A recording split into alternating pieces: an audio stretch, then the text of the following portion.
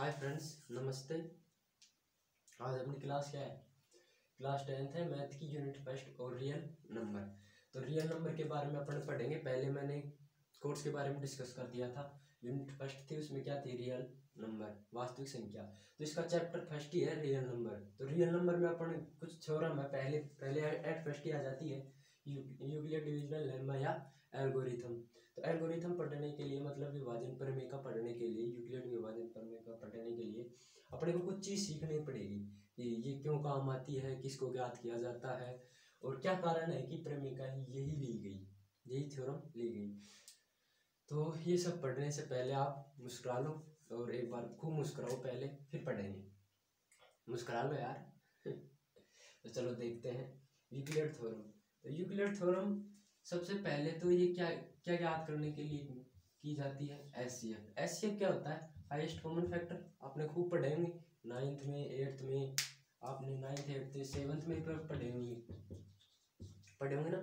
तो जैसे कि आपने पढ़े होंगे भाई 45 का ज्ञात करो, 455 का, 42 का, 99 का, तो ये याद कर लिए होंगे आपने। तो ऐसे ही याद करेंगे, बस ये अलग मेथड हो जाएगा कि कैसे ज्ञात किया जाता है। तो चलो देखते हैं। पहले मतलब कि आपकी जो एनसीईआरटी की बुक है उसके अंदर एक हिंदी में एक स्टोरी दी गई है। उसमें क्या है कि एक टोकरी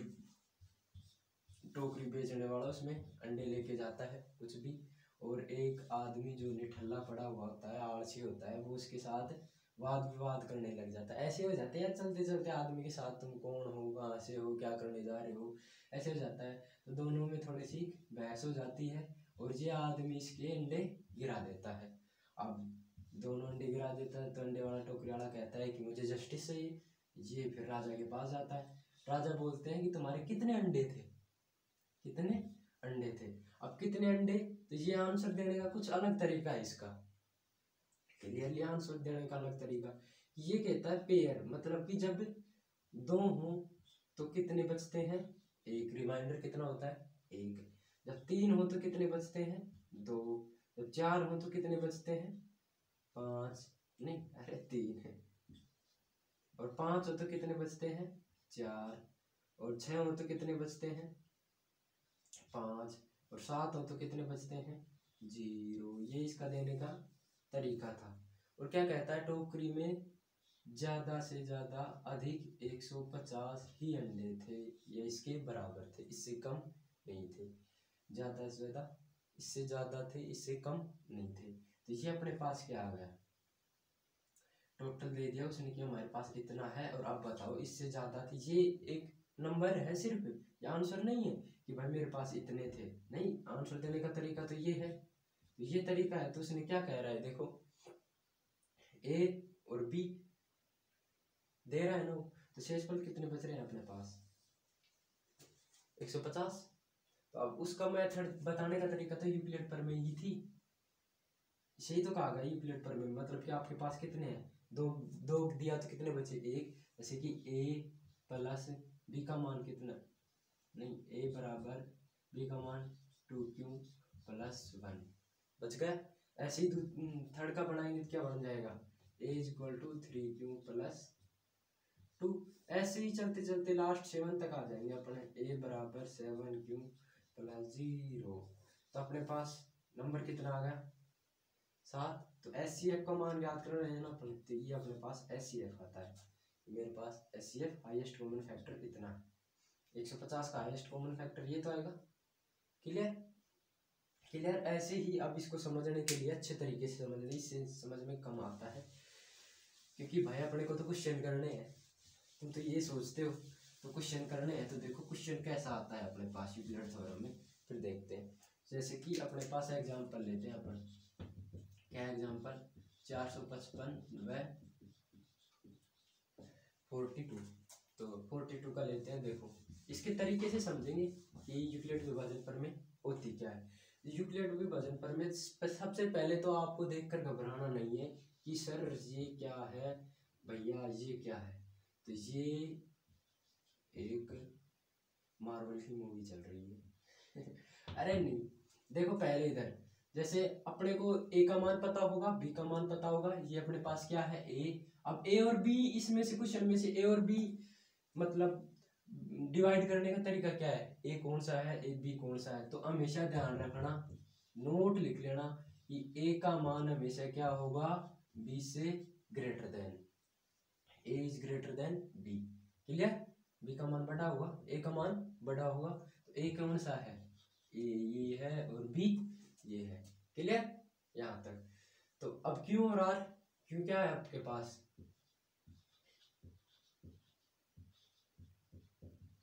क्वांटेंट बिल्कुल, और आर क्या है अपने पास, रिमाइंडर।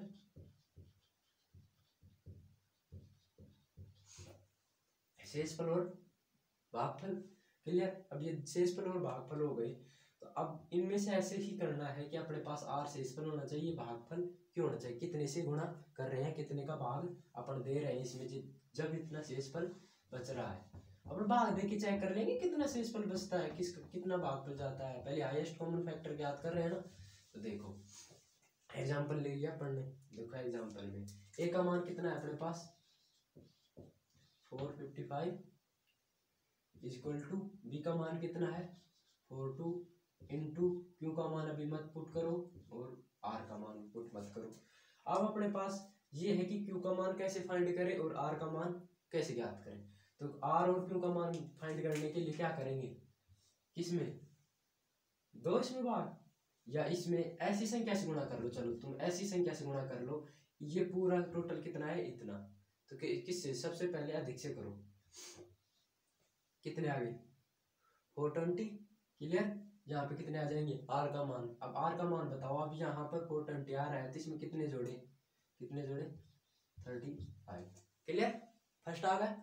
अभी भी नहीं आया ना अपने पास, अभी भी आर का मान क्या ज्ञात करना था अपने पास, वहां पर आर का मान था ना कि 7 आए, तो मेरे पास कितने आए 0। तो आर का मान लास्ट तक जब तक 0 नहीं आएगा जब तक क्या करते रहेंगे अपन, ऐसे ही प्रोसेसिंग करते रहेंगे।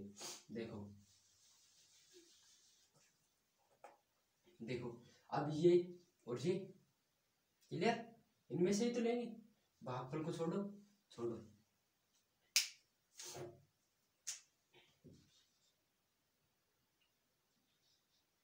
इक्वल टू करो 35 इंटू प्लस करो 35 को ऐसी संख्या से गुणा करो कि 42 आए और यहाँ पर कुछ भी जो बचे। तो किससे करो, एक से कर ले 35 आ जाएंगे, और फिर कितने जोड़ेंगे 35, कितने बच गए 7। क्लियर, एक, और यहाँ पे कितने बच जाएंगे 7। क्लियर, अब वही प्रोसेसिंग, सिर्फ इनको भागफल को और किसको, शेषफल को निकालना है, क्यू और आर को निकालना है।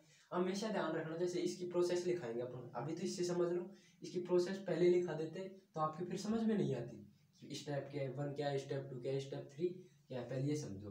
तो फिर क्या होता है, लिखेंगे 35 इक्वल टू, लिखो आपके पास अब क्या बचा है 7 इंटू, अब इस ऐसी संख्या से गुणा करो कि ये 35 आ जाए, प्लस अब यहाँ पर आर और 0 का मान, आर का और क्यू का मान निकालना है, क्यू का मान जा रहा है पूरा, 7 इंटू 5 कितने होते हैं 35 इक्वल टू 0। अब आपके पास क्या आ गया आर का मान, आर इक्वल टू 0 आ चुका है। तो then we will be find, क्या कर सकते हैं अपन, 7 क्या है, 7 is our HCF, 7 is our HCF हो गया।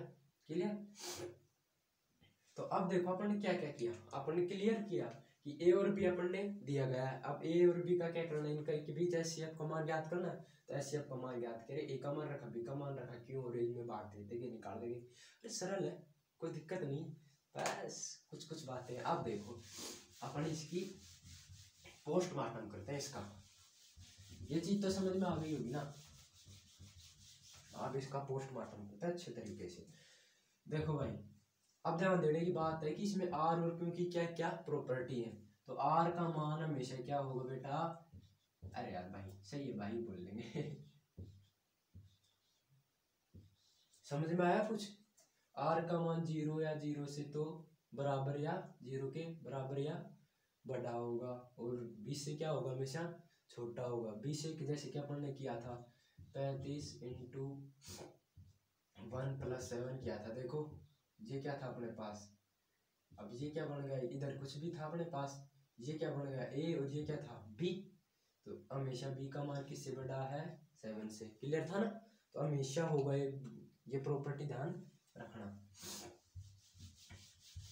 क्लियर। और दूसरी क्या थी अपने पास, पहचानने के लिए a का मान हमेशा क्या होगा, is greater then b। Clear. अब स्टेप चलते हैं, जैसे कि मैंने समझाई थी, एल्गोरिथम थ्योरम यूज करो।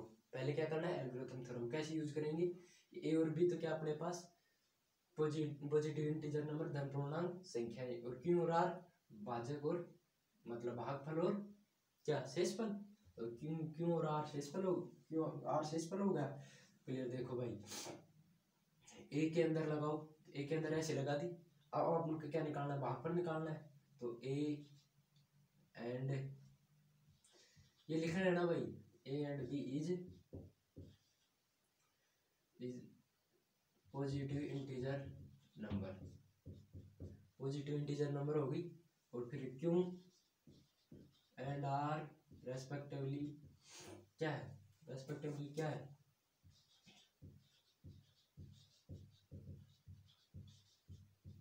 And reminder.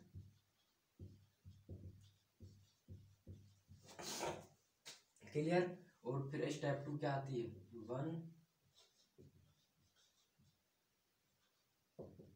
फाइंड क्या करना है अपने को, आर का मान जब तक कि 0 नहीं आ जाता, जब तक उसको सोल्व करते रहेंगे। क्लियर। और आर का मान 0 आते ही अपने पास देन क्या फाइंड हो जाता है अपने पास, HCF। बस 2 स्टेप है। क्लियरली आ गया समझ में, बस इतना ही था इसमें। अब बाकी अगले जो भी अपना शेड्यूल होगा उसके अंदर आप क्वेश्चन कराएंगे, आपको एक एक दो क्वेश्चन बिल्कुल क्लियरली बताएंगे। ये समझ में आ जानी चाहिए, कुछ नहीं है यार, यूक्लिड थ्योरम में a बराबर बी क्यू प्लस आर है, तो a बराबर बी क्यू प्लस आर, बस ये 2 चीजें याद रखनी पड़ेंगी। और वो यार एनसीईआरटी वाला स्टोरी थोड़ी याद कर लेना, 2 से क्या 1, 1 से 2, वो इनमें ही कंपैरिजन हो रहा है कि देखो इनसे लिया अपन ने, फिर क्यों आर लिया, फिर क्यों आर लेंगे, फिर क्यों आर लेंगे, मतलब बी आर लेंगे, सॉरी है। तो यही है और कुछ नहीं है ब्रो। तो थैंक्स देखने के लिए, वीडियो अच्छी लगी हो तो इस वीडियो को लाइक शेयर कमेंट जरूर करिए। ठीक है।